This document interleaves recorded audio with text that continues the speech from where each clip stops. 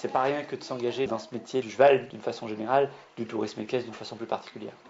Pour moi, le métier d'accompagnateur de tourisme équestre, c'est être capable d'emmener les gens, se faire plaisir à cheval en extérieur, ou leur faire vivre du voyage à cheval.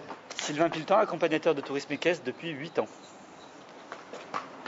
J'ai fait le choix de me construire un parcours de formation, donc en passant un BTS agricole, puis une licence professionnelle sur le tourisme en milieu rural, avant d'entamer mon accompagnateur de tourisme équestre. Du fait de sa saisonnalité, il faut trouver des activités de complément le reste de l'année, ou bien trouver une complémentarité dans le monde du cheval. On accepte alors d'avoir un pic estival et une saison beaucoup plus calme le reste de l'année.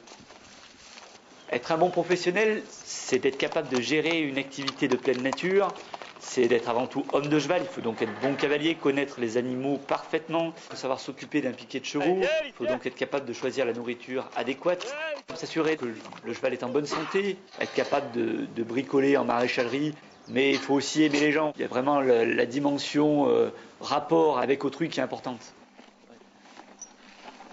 Il faut être capable d'entretenir un climat convivial pour des gens qui sont en vacances, mais aussi être crédible vis-à-vis de sa clientèle, vis-à-vis de ses chevaux aussi, au niveau de l'application de règles de sécurité, parfois par exemple dans des passages délicats ou quand il y a des consignes à faire respecter. C'est aussi être guide vert d'un territoire. Il faut avoir une culture générale assez importante, être capable de parler de l'historique, de la faune, de la flore, mais aussi être capable de lire un paysage pour faire rêver son public en randonnée. Il faut être homme de cheval avant tout pour pouvoir assurer une prestation de qualité. C'est pas tout d'être costaud, il faut ne pas avoir peur du travail long, pénible, dehors, quelle que soit la météo. Non seulement il faut savoir brasser du grain, du foin, éventuellement ferrer 4 pieds d'un cheval, mais il faut aussi surtout avoir envie de se lever le matin et d'accepter de se coucher tard le soir. Je pense qu'il faut avoir conscience que ça demande un éventail de compétences vraiment très large, être capable d'être derrière son ordinateur, mais aussi derrière les chevaux, d'être en train de répondre au téléphone, mais en même temps d'être capable de conduire un tracteur, d'être capable de faire des chevaux, mais en même temps d'accueillir et de mettre en confiance un débutant qui a un petit peu peur des chevaux. Être responsable d'un groupe en randonnée, c'est une charge de travail importante. Il faut être à la fois attentif, responsable, être proche des gens, mais tout en sachant se faire respecter, être ferme parfois avec les animaux, mais en même temps être doux pour rassurer. Et donc vous êtes déjà un petit peu cavalier ?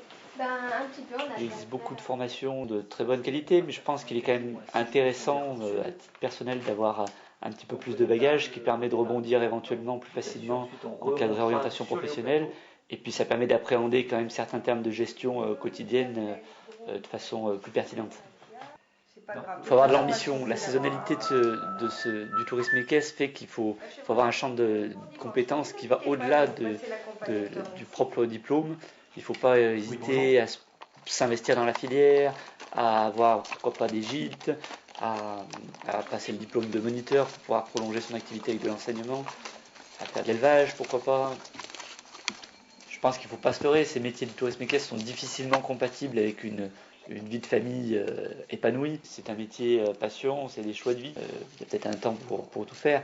On peut jusqu'à peut-être un certain âge se permettre de faire des saisons de rando et puis à partir d'un autre âge privilégier sa vie de famille. C'est bon ?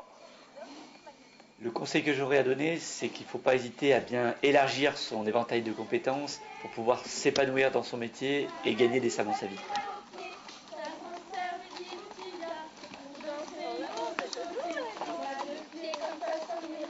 Mamadou achète du